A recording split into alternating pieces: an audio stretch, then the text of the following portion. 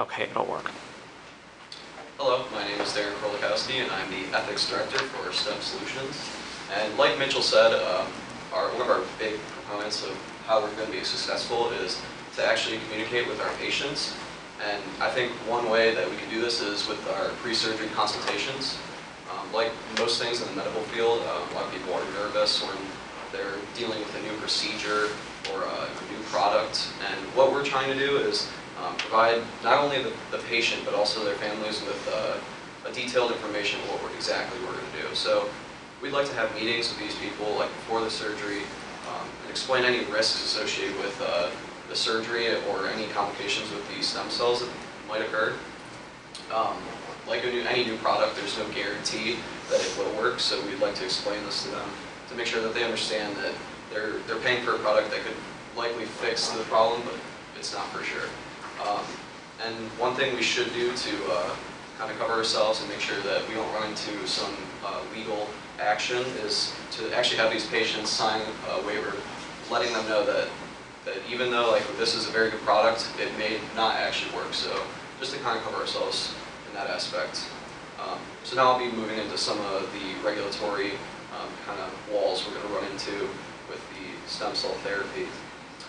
So a little background on some of the regulation for stem cell therapy is stem cells have actually been around roughly 20 years or longer.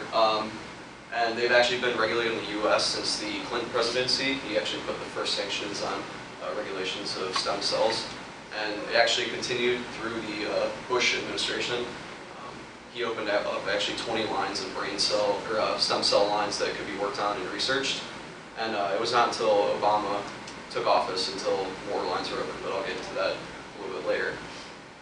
So one aspect that we really should explain to not only our patients and their families, but also the media and the public is that our stem cells, they're actually not derived from embryos, but we're actually going to be taking the cultures from the patients to grow these cells for their brains. So moving forward, that's going to allow them to understand that we're not actually destroying embryos, which might cause some groups to feel that they should kind of come out against us in that aspect. So the National Institute of Health is actually the organization that regulates the stem cells, and what they say is that research must be responsible and the donor must express consent for these stem cells to be worked on. And under the National Institute of Health, we will be regulated under the Code of Federal Regulations, Part 1271.1a. And to actually go into some of these, this part deals with human cells, tissues, cellular, and tissue-based products.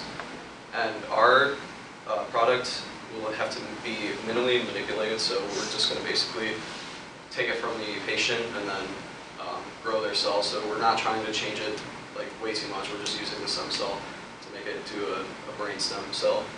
And it's also going to be used for homologous use only, so basically back into the patient. And we're actually going to advertise this and reflect this. That's also part of it.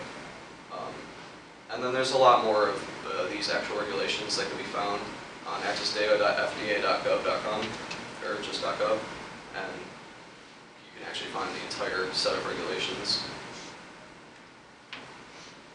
So a little bit further, like I mentioned, Barack Obama actually just recently, in 2010, issued an executive order that actually opened up a lot of the stem cell lines that were able to be worked on. And like I said in the previous slide, the research must be responsible and donor must express consent for giving these stem cells up for this research use. He actually, the exact executive order is 13505, and this stated that it removed barriers to responsible scientific research involving human stem cells. And the actual section, he stated, the Secretary of Health and Human Services, through the Director of the NIH, may support and conduct responsible, scientifically worthy human stem cell research, including human embryonic stem cell research to the extent permitted by law. That's from presidency.ucsb.edu. Yeah, and that basically just removed the barriers. So that allowed us to, that's going to allow us to actually work on a lot more lines of stem cells to possibly create more solutions, a wider range of stem cells to be worked on. And also just recently, there was a Supreme Court ruling. It was actually Shirley versus Sebelius. And this is actually two researchers that used to work for the NIH actually sued against this executive order because they believed that it was against federal laws. So federal funding was actually halted in 2010 after the federal judge ruled a preliminary injunction which halted the research. And actually, I forgot to mention, these two researchers were part of a group that was actually suing the co-counsel Gibson, Dunn, and Crutcher and the Alliance Defense Fund, which is basically a pro-life organization that actually sued against this. But eventually the case went out to the district appeals and courts, and then eventually the Supreme Court, and they actually ruled that it did not violate the federal law. So we can continue with our research. And a problem that this did face is that if this was ruled in favor of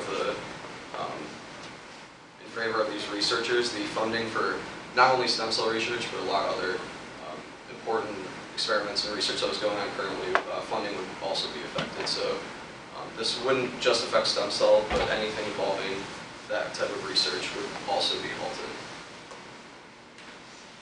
So moving on to the little more ethics side of things, induced pluripotent stem cells that we're using it from adult tissue. We just want to stress that to kind of gain support from pro-life groups, because they hold a pretty strong opposition.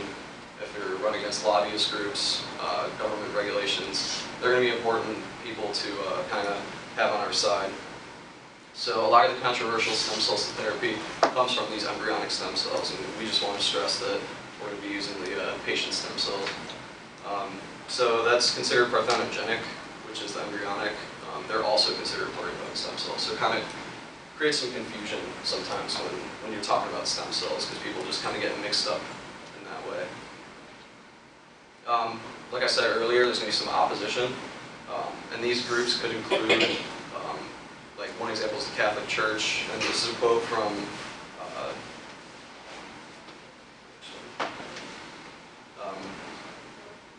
RomeReports.com.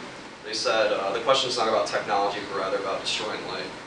So that's one thing I want to stress. We're not actually going to kill these embryos. We're actually just going to be using stem cells from the actual patients.